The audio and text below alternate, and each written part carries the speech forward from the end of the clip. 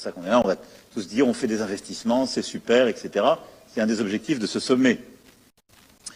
Et on va continuer, c'est formidable, parce que c'est la priorité, ça fait avancer l'humanité, ça fait avancer nos pays, et en vérité, il est important dans ce dialogue qu'on s'assure que tout le monde bénéficie de ce mouvement.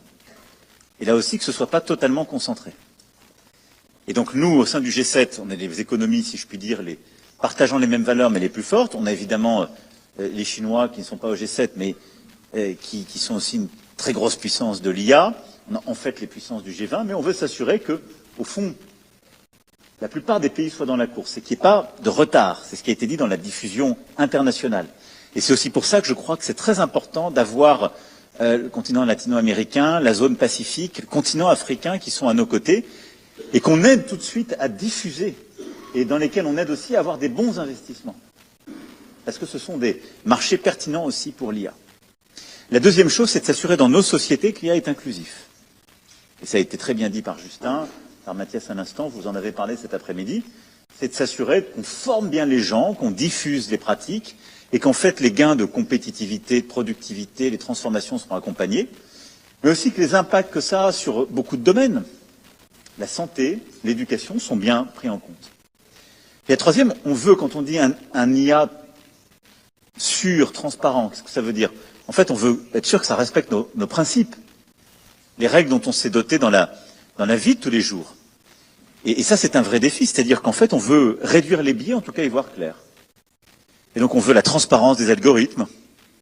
On veut réussir à avoir des bases de données ouvertes pour entraîner les modèles qui soient équitables. Et là-dessus, on est, je dirais, main dans la main. Le discours de Justin l'a montré, comme toujours, dans le plurilinguisme canadien. Mais on n'a pas envie d'avoir que des modèles de langage qui sont 100% entraînés sur des bases anglo-saxonnes. Parce que ça crée plein de biais.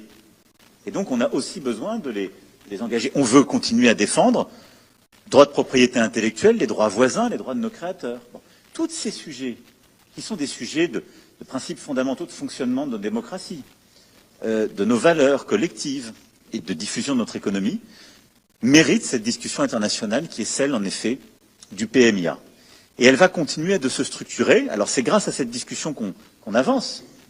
On va lancer demain un partenariat public-privé qui va s'appeler Current AI, et dont l'objectif est de lier des partenariats entre public, privé, gouvernement, ONG, un peu comme on l'a fait d'ailleurs ensemble encore avec Jacinda Ardern et d'autres dans l'appel de Christchurch.